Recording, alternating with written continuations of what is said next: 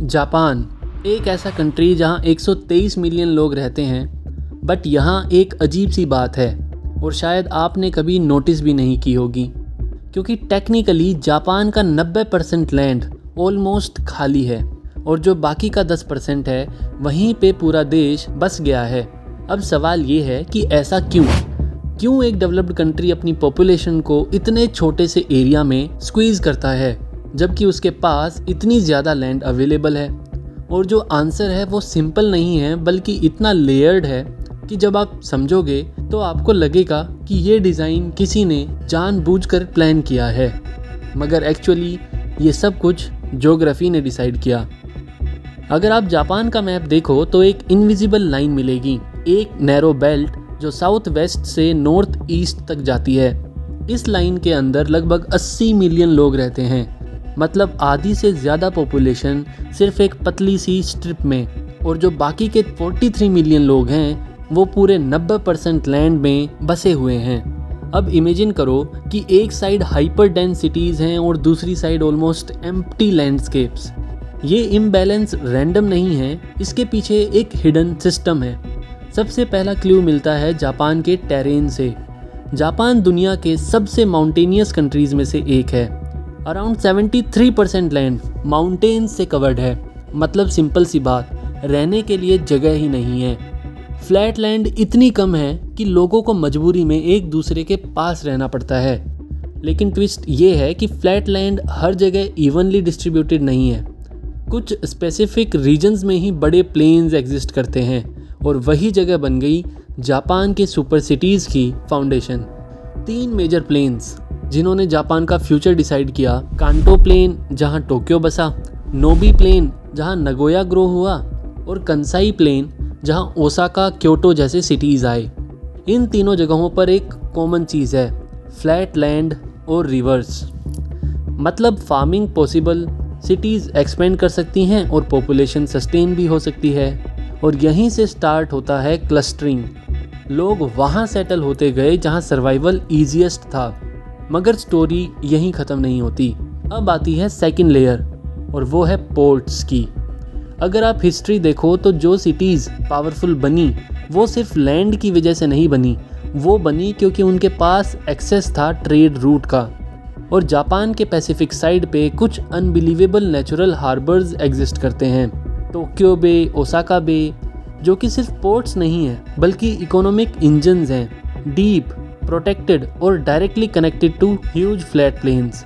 मतलब शिप्स आ सकते हैं, गुड्स अनलोड हो सकते हैं और तुरंत लार्ज सिटीज़ तक पहुंच भी सकते हैं। ये कॉम्बिनेशन दुनिया में बहुत रेयर है, और इसी वजह से जापान का मैक्सिमम ट्रेड इसी बेल्ट के थ्रू फ्लो करता है। और जब ट्रेड आता है तो पैसा आता है, जब पैसा आता है तो लोग आते हैं, और जब लोग आते हैं तो सिटीज़ एक्सप्लोड करती हैं। अब सोचो, अगर ये सब इतना परफेक्ट है तो बाकी जापान क्यों डेवलप नहीं हुआ? और यहीं आता है थर्ड ट्विस्ट। जापान का वेस्टर्न साइड जो सी ऑफ जापान की तरफ फेस करता है, वहाँ पोर्ट्स उतने पावरफुल नहीं हैं। कोस्ट बहुत स्मूथ हैं, हार्बर्स शैलो हैं और इनलैंड प्लेन्स भी एकदम छोटे हैं। मतलब ना तो ट्रेड एफिशिएंट और ना ही सिटीज़ ग्रो कर पाती हैं। और जब इकोनॉमिक एडवांटेज ही नहीं है तो पॉपुलेशन क्यों होगी वहाँ सेटल?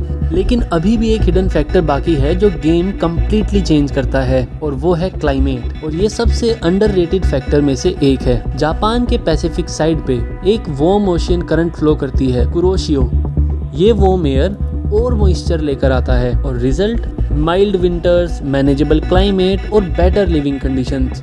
वहीं दूसरी साइड कोल्ड साइबेरियन विंड्स आती हैं, मॉइस्चर पिक करती हैं और माउंटेन से टकराकर हैवी स्नोफॉल होता है। इतना स्नोफॉल कि कुछ जगह पर बिल्डिंग्स के सेकंड फ्लोर से एंट्री करनी पड़ती है। डेवलपमेंट एक्सपेंसिव हो जाता है, इंफ्रास्ट्रक्चर मेंटेन करना मुश्किल हो जाता है, और नेचुरली लोग अवॉइड करते हैं ऐसे रीजन्स को।